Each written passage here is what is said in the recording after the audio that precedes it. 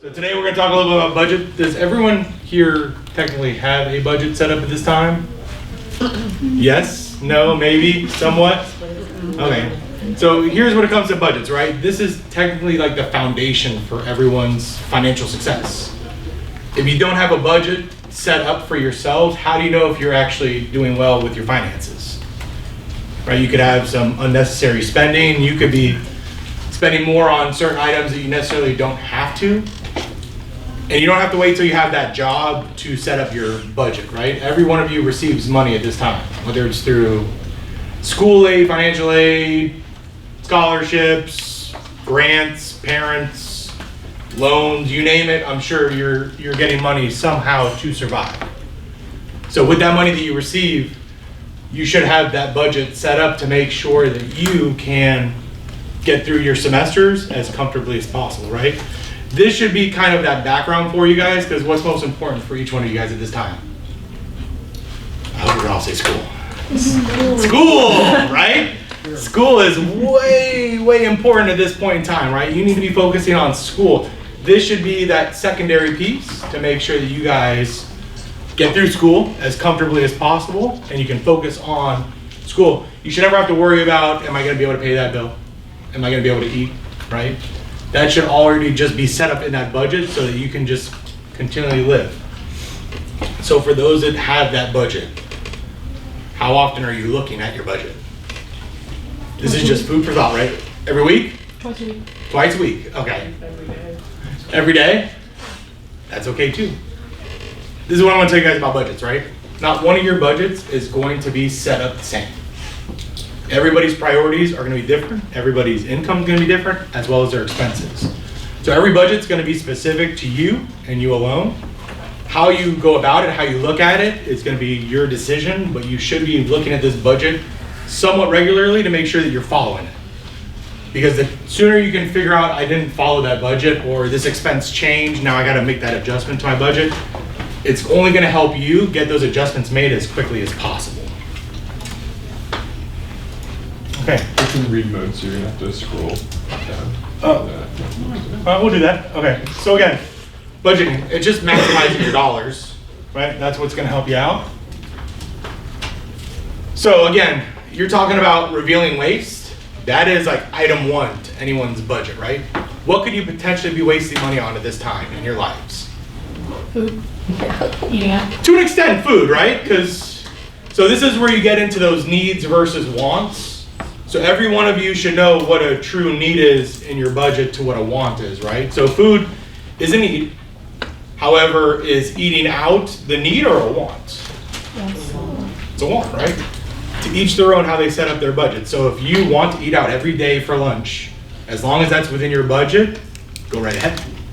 Just make sure you're following it as best you can. So yesterday I was out at our Merritt Island office helping them out, and there was a Beef O'Brady's right behind them. So anytime I go visit other branches, I usually don't bring my lunch because I never know where I'm going to be. And I don't know if the lunch that I'm bringing is going to be able to sit in my car for any length of time. So I go visit the Beef O'Brady's. I had my idea in mind of what I was going to spend on, right? This lady sells me on this Impossible Burger. Okay? I am not a vegetarian by any means. But she was very adamant that I needed to try it and I was going to enjoy it. So I did. I tried it. It was actually pretty decent. So I told her over and over again I appreciated her time and her efforts to sell me on the Impossible Burger. When the bill came though, what I didn't go over and think about was how much this thing was going to be, right? So the bill came. It ended up being like, well, the bill was 26 bucks. However, that wasn't my true bill. It just got erroneously put onto my card in error. So I had to go back and look at the bill again. I'm like, oh my God, that Impossible Burger is impossibly expensive. And that's why she was selling me on this thing, because she's trying to make as much as she can off of me, right? So that threw off every bit of what I had truly budgeted to spend on that day. I was able to get it corrected. She was able to help me out real fast and get my bill squared away. However, what usually should be, what, a $5, $6 lunch bill, right? Or maybe $8 when you eat out, turned into like a $14 lunch. And that I really didn't necessarily plan for. So what do I have to do? Now I gotta adjust the rest of my week to make sure that I'm not overspending for that week. So thankfully I'm here. There's pizza, right? So I'm gonna jump into that pizza at some point in time, right? And have a little bit of a free lunch to offset my very expensive Impossible burger, right? So this is where budgeting comes in and what you guys do comes in, because you need to make sure that you reveal the waste and hopefully push that out as best you can. So the one that I always go into when it comes to waste, coffee. For those that are coffee drinkers, right? Your Dunkin' Donuts, your Starbucks, your Foxtails, not to say that they're a bad place to go, but is that something that you is a necessity at that point in time? Possibly not. Can you go find somewhere that offers maybe a free cup of coffee? It's not gonna taste as good, but you could be your own barista for a day. All right, I would say come to our Arena branch. We have a coffee maker there that is open to anyone to use. You do not have to be a member. Get your coffee, right? Come get your free cup of coffee. Use that money for something more important in your lives, all right? It's gonna help you set those priorities. That's a necessity as well. It's gonna help you create new habits. So the more you check your budget, so if it's weekly, daily, however it is, it's gonna help you really create that habit of making sure that are you really spending on something you need at that point in time, all right? When it comes to creating those new habits, it helps you think about your day-to-day spending, your monthly spending. So I always get into cell phones because that is notoriously like something that everyone gets kind of, I hate to say trapped into it, but it makes it for happy times, right? When iPhone comes out with their newest edition, or Samsung, or any one of these cell phone companies, right? How many of you guys enjoy the upgrades? Yeah, sort of, right? So I'm certain that iPhone 12 is really cool. All right, 3 cameras is pretty darn impressive, I'm not gonna lie. I don't necessarily know if I need 3 cameras, but again, my budget is not gonna be your guys' budget. So if you want that iPhone 12, budget accordingly, right? Because what are they doing? You're not getting free upgrades, you are adjusting your bill to upgrade to that phone. Whether it's $5 extra per month, maybe doesn't sound as bad of a deal, right? But now multiply that times your year to your second year, right? Because what's gonna happen on year 2? iPhone 13's coming out, 14's coming out, Platinum Pro, whatever. I mean, you got a name for everything at this point in time. Is that something you guys need? Or can you survive on the phone you currently have? All right, that's what I always tell people. I don't make this up, all right, iPhone 5, all right? It's not necessarily because I want to have this phone, but it does what it needs to do right now. I can text, I can call. I don't do social media, right? But I can get the necessities out of this phone for the time being, right? And then when the time's right, if I can buy for the phone outright, that's my plan. I want to be able to pay for it in cash, so I don't have it added to my monthly bill. That is me personally, to each their own on how they want to set up those bills, right?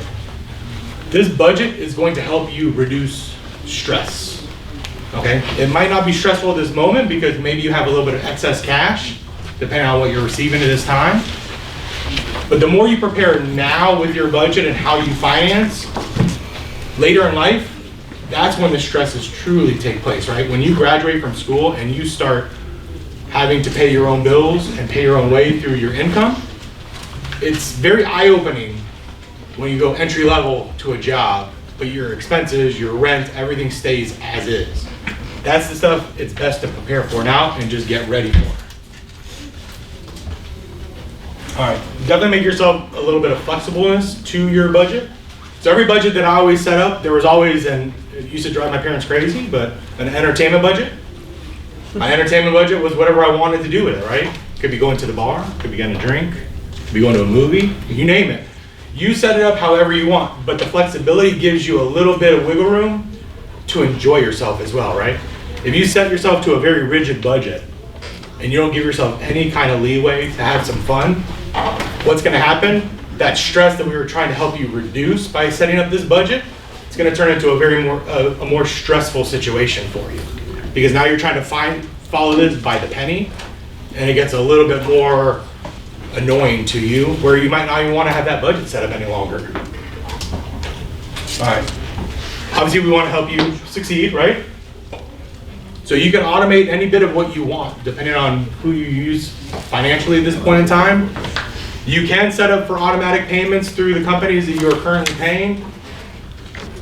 To each their own how they want to do this. I don't necessarily always go to that direction first, because there is bill payer. You can go to the company's websites to pay your bills.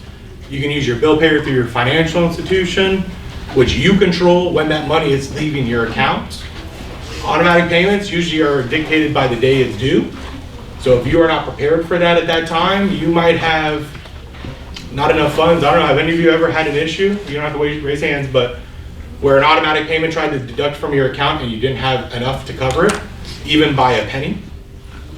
That can get even more frustrating, because now you're getting charged, what, $35 fees for insufficient funds, right? That sometimes doesn't always work out for all, right?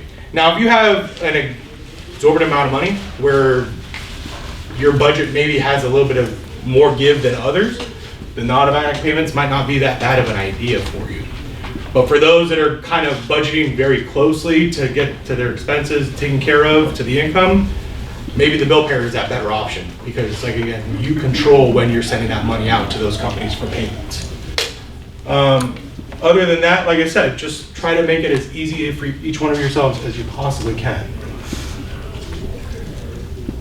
When you're setting up these budgets, it might be difficult at the beginning, because what you're setting up when it comes to your income, everyone knows what you're bringing in, right?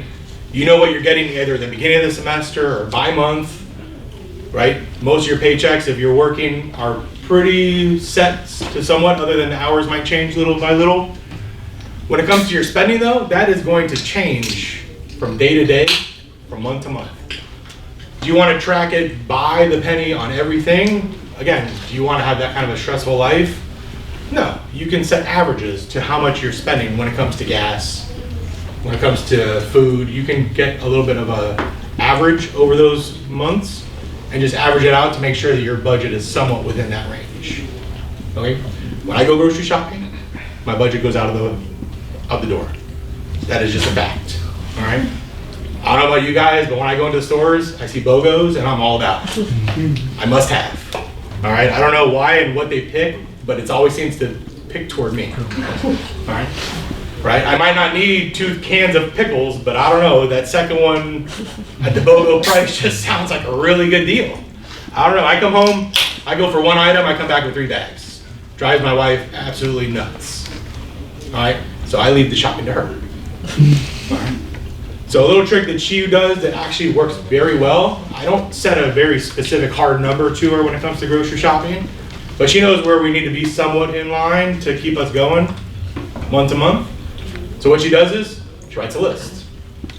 For those that can handle it, she goes into the store and she gets everything on that list and nothing more. She can do it, I cannot. That's just me, it's a fact. So each one of you has to know, like, what works well for you and what doesn't work well. All right? She can't go online because she goes to Amazon, right, to go shopping and stuff. It recommends I get this with this other product that I'm buying, so I should do it, right? No, that doesn't mean that you have to do that, right? So that is my specialty, right? I can stop her fast when it comes to online purchases. But you get me into a grocery store or Target or something, I'm buying stuff that I really don't need. It's either gonna be for me or for my kids. I'm buying every bit of what they need too, and it might not be a need, it's more of a want, but I'm gonna turn it into a need. So you have to be very vigilant when it comes to how you are spending your money, but you always have to have that wiggle room, right? That's what helps you out. If you ever need to follow something, the smart practice really does help out, because when you're setting out your goals, you want to be as specific as you possibly can. What goals are we talking about? You could be talking about daily goals, you could be talking about monthly goals, you could be talking about futuristic goals, right? Maybe I want to buy a car in the next 2 years. So you are going to set that goal today. How much do you need to save to help get your down payment ready for 2 years down the line? Right, especially if you're saving maybe $10 every pay period, or $10 a week, or $10 a month. Get it ready now, because what happens in 2 years, I know I need to get the car, but I didn't prepare for it. So now I'm taking every bit of whatever financing they're offering me, and I'm trying to finance every bit of that vehicle, and I have nothing to put down, so I'm walking out with zero equity into this vehicle. Things to really consider, right? That's just one item, but you never know what could happen. You always want to set yourself a little bit of emergency funds as well. Measurable just means you want to make sure that you're able to measure what is needed to get to that goal that you're setting for yourself. It could be, like I said, a car, it could be a home, retirement, it could be for sneakers for all you know. I mean, I know people that have closets full of sneakers. Anyone have credit cards? Be very careful with those things, okay? Because those are the crutch that people get into to be able to get their goal before they actually save for that goal. Right? Say, oh, I'll just make my minimum payments, not a big deal, but I'll buy it now.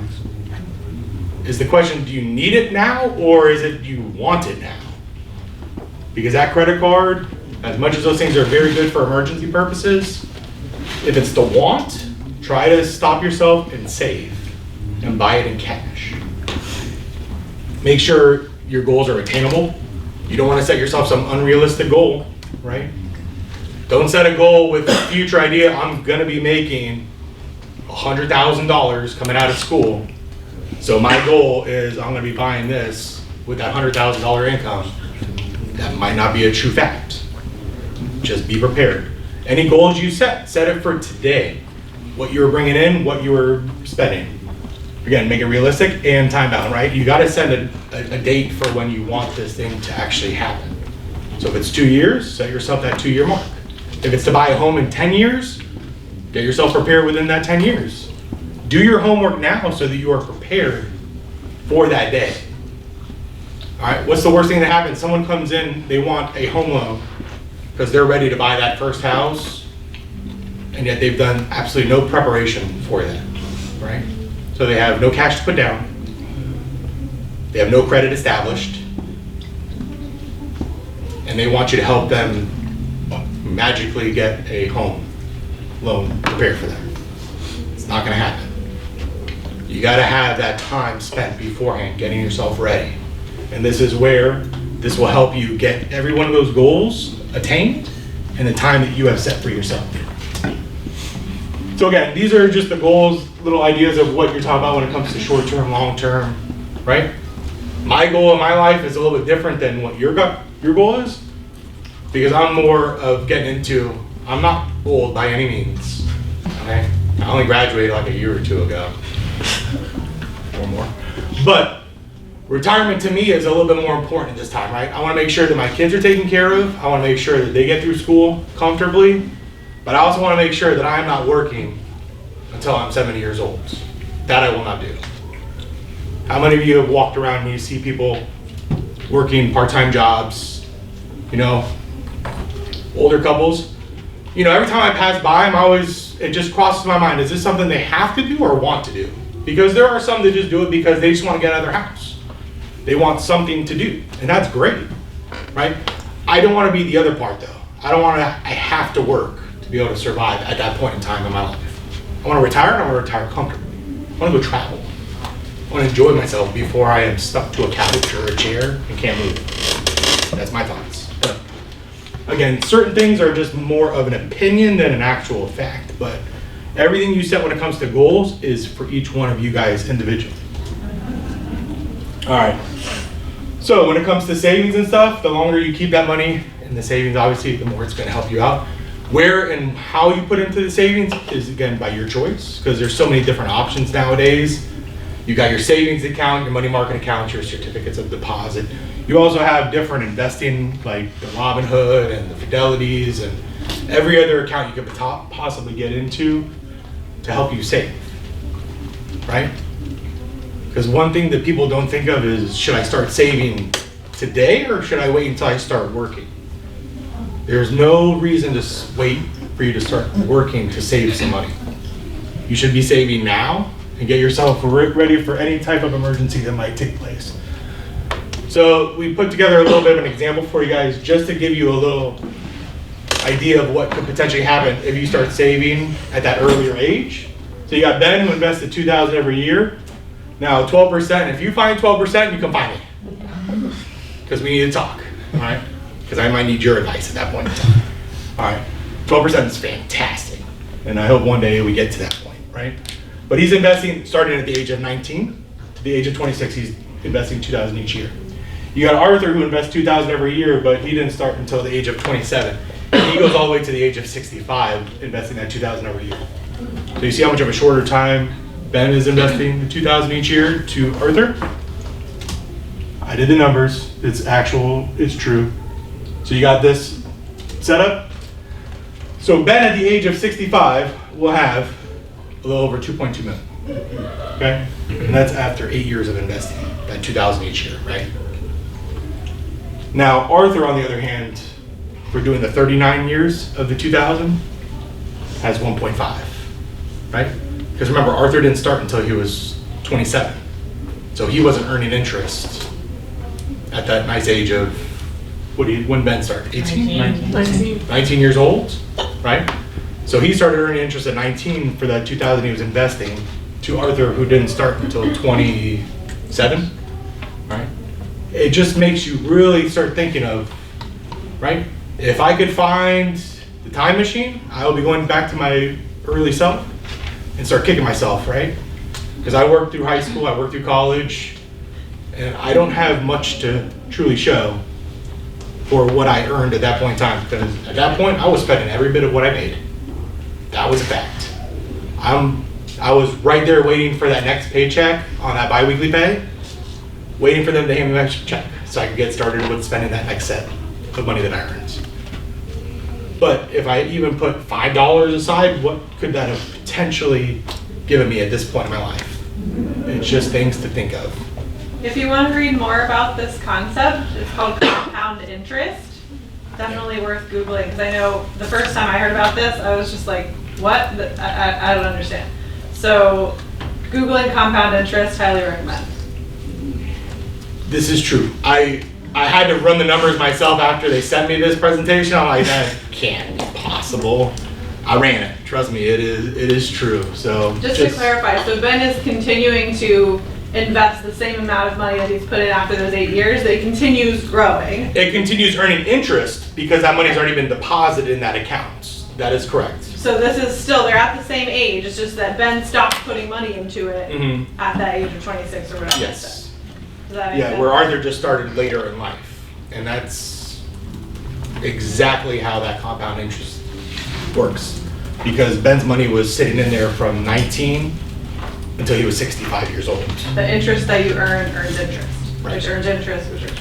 And like I said, there's so many different ways you can do that, depending on what's more comfortable for you. Starting from your savings account into your investing account, it's up to you how you want to do something like this. But I will tell you, it never hurts to start at an early age, even if it's small dollar amounts. It doesn't have to be 2,000 like these guys were doing. It could be something even smaller, just to get you comfortable and started with that budget that you're setting up. Every budget should have something that you're setting aside for savings and for emergencies. That should always be in your budget. All right.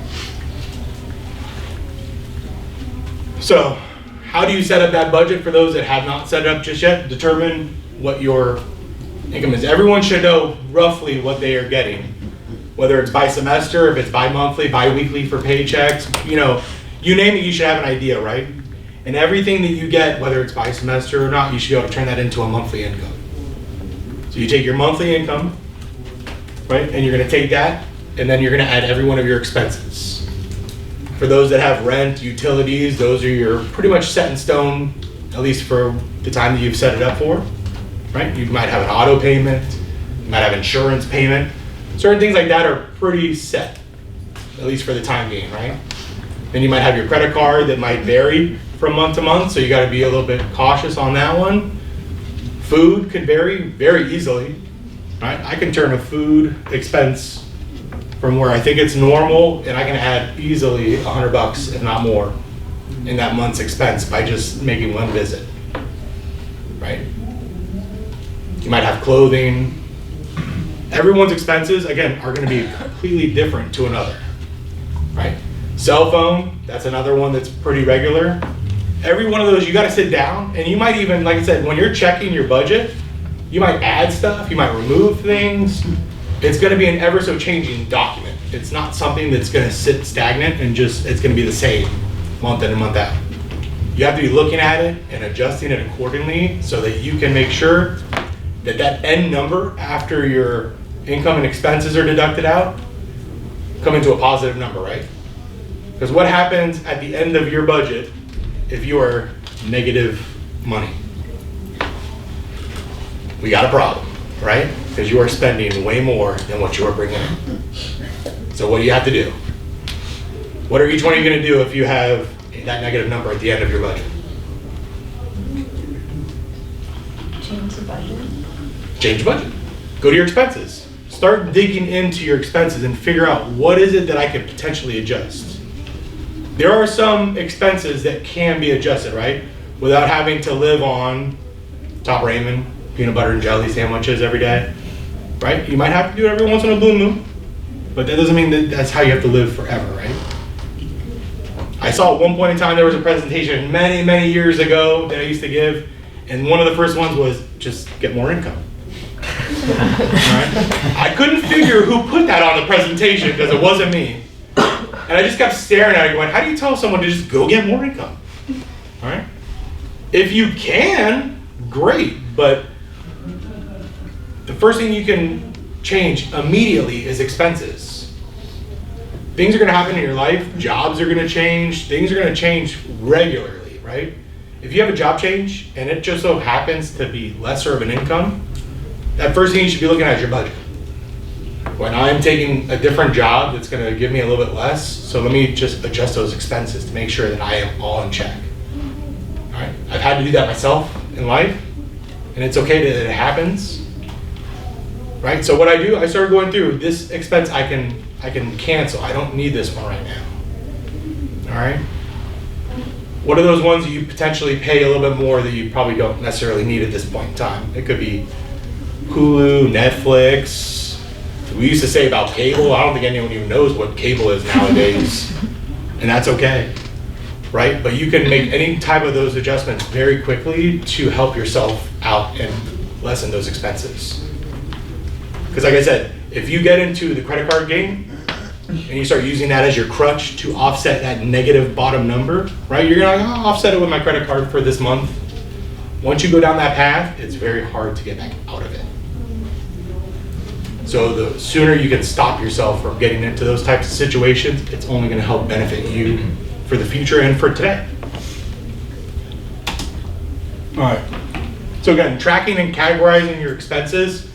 You can write it down. You can put it in a spreadsheet through Excel. There are programs out there that help you with this type of stuff. To each their own how they want to do it. I personally, I go onto my bank statement online and I just dig in, right? Just start looking at what exactly I'm spending that money on. You go through a statement easily, you will see how fast that food expense adds up, and it adds up a lot.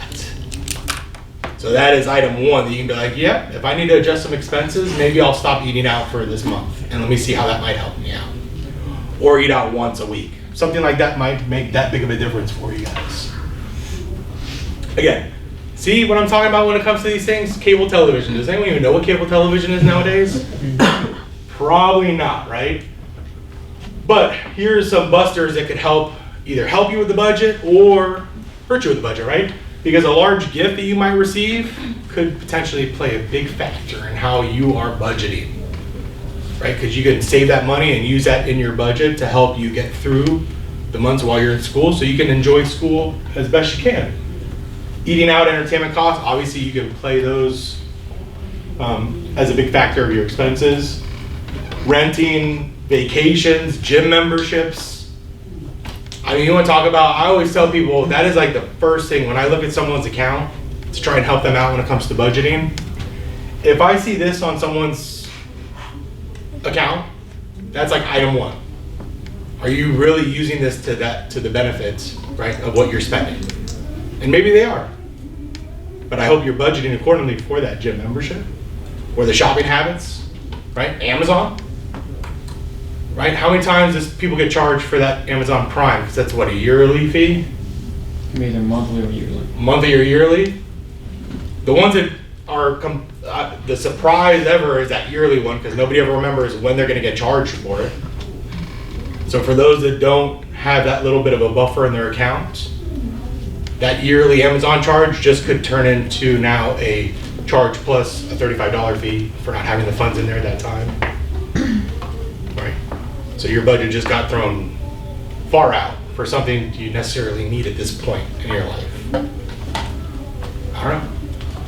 Like I said, to each their own how they set up their budget. Just make sure you budget everything that you are currently have that you're spending money on, right?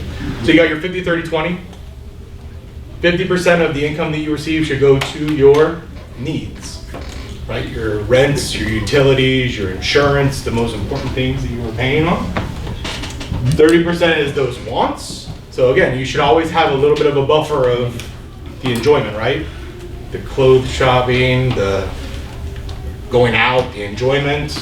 You got your 20% for any of your debt repayments, so your credit card payments and stuff like that, as well as your savings. I would say I would focus more on that 20% is a savings, not a repayment to debt, okay? For those that do have credit cards, I'm just gonna tell you guys right now, get in the habit of paying that balance off from month to month, okay? If you carry a balance from month to month and you're paying interest on it, you are doing yourself a disservice, all right? Because you're spending unnecessarily at this point in time. Pay it off so that you don't have to worry about that 20%. That 20% should be your savings and your emergency funds. So again, you got your needs versus wants. I think you guys pretty much get a good idea of the needs versus wants. I usually use cell phones in there, because what is a cell phone? I put it in kind of as a need nowadays, right? Because nobody has home phones, really.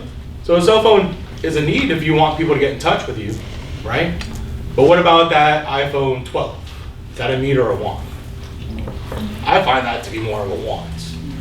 Because you might not need that upgrade of a phone at this point in your life. You might still be able to work on the 10 or 11, whatever other ones that are still floating around there nowadays, right? Each their own, how they set up their budget and how they set their needs and wants. I always tell people, you might have an excess of money at this point in time in your life, depending on what your situation is, but that might not always be the case. So the more you prepare now and get yourself set up in that budget, it will help you as things in life change, right?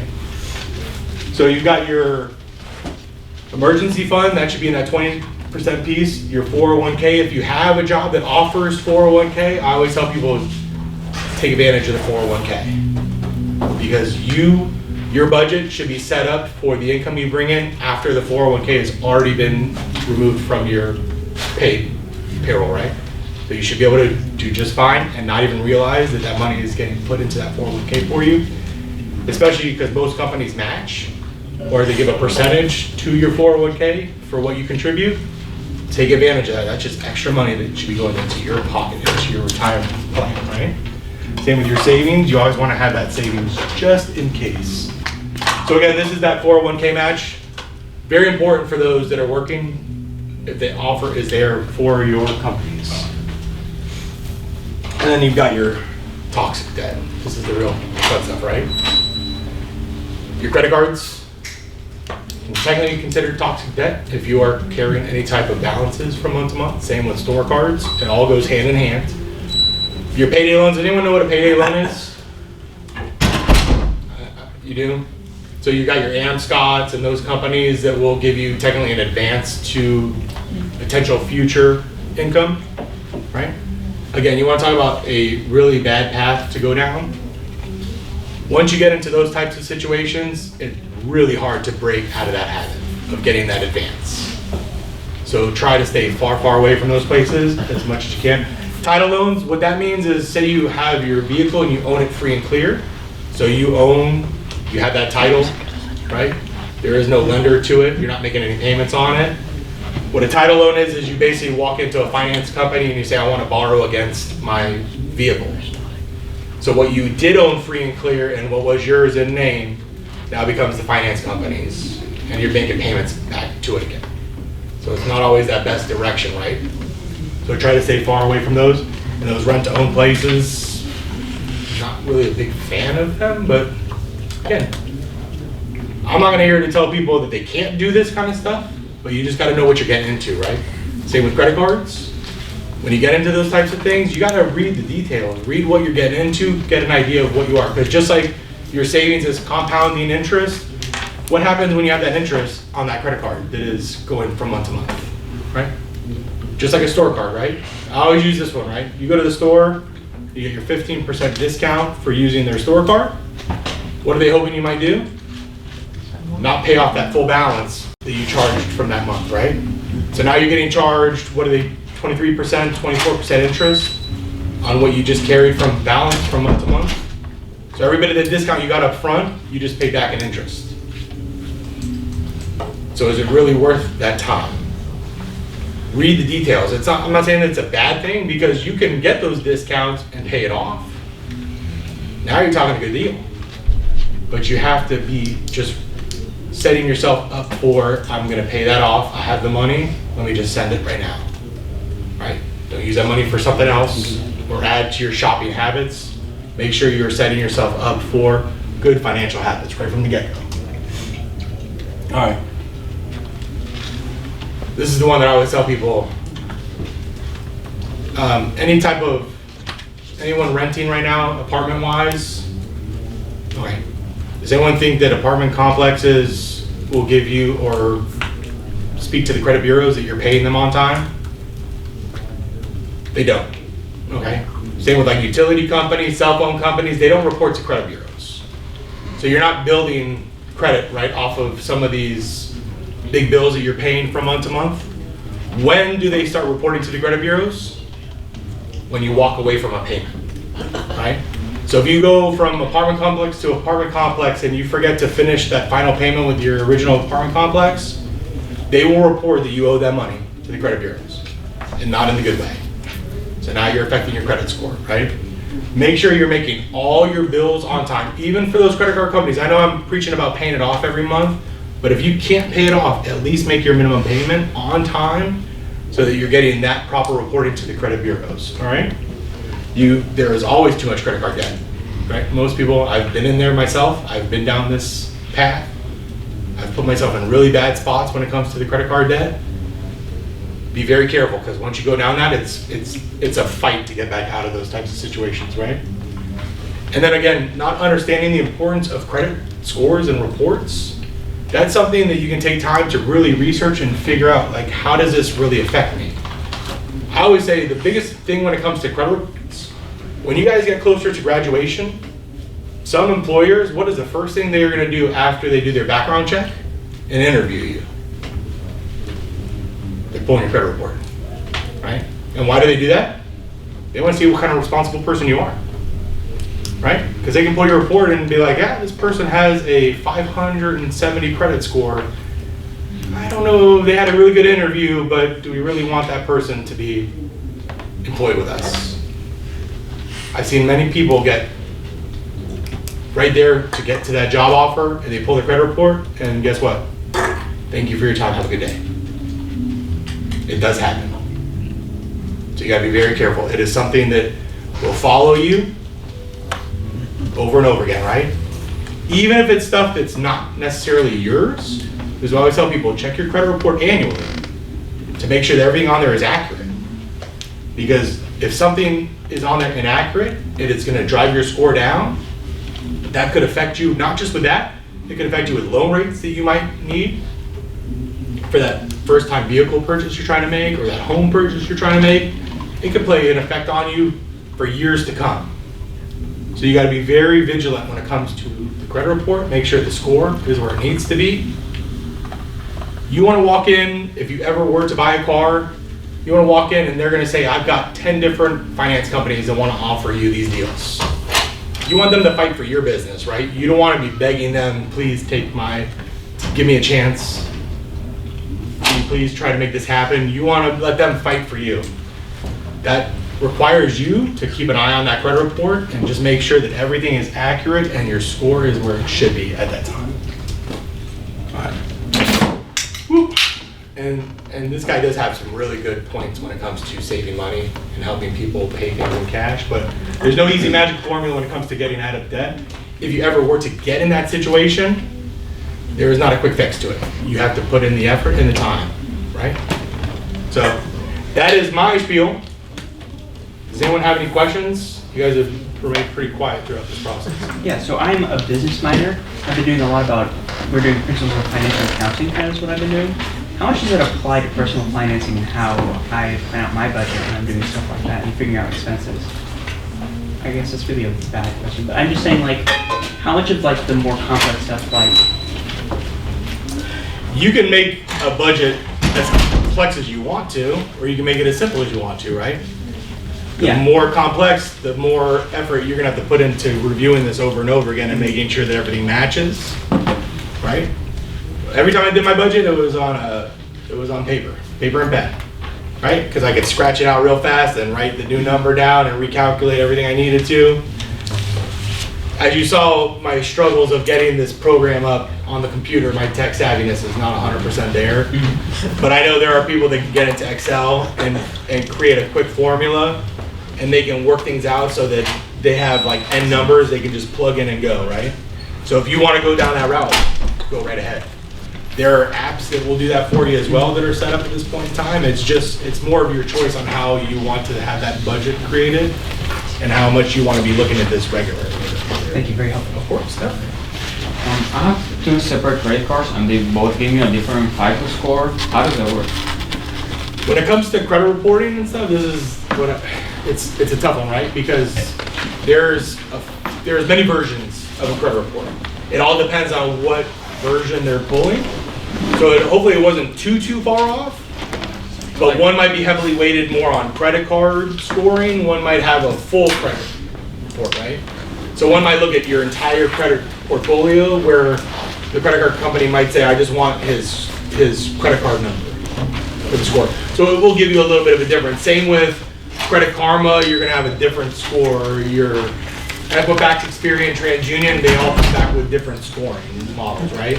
So every one of them has a different model, so your score might be a little off by that. Anyone that comes in with a Credit Karma score to me, because it's not technically pulling right from the credit bureaus directly, usually those are gonna be off by what you'll find from like Equifax and Experian, TransUnion. Also, if you have like stocks, like on Robinhood, stuff like that, do they consider that into the formula for the credit report? No, No? no, because that's for savings purposes, right? Okay, so it's only like balance, like checking and savings. Not even on your credit report, no. Okay. Your credit report is strictly anything borrowed, right? So if you have a car loan, a home loan, student loans, credit cards. So if I only have credit cards, why would they be different if I don't have any like car loans or anything else on the credit card? You mean the credit score? Yeah. Well, one, it could have been pulled from a different bureau, right? Because you got 3 different credit bureaus. You got Equifax, Experian, and TransUnion. So they're not the same credit bureau, right? So their models on how they score might not be the same precisely. So your score is not always going to 100% match up to those every time.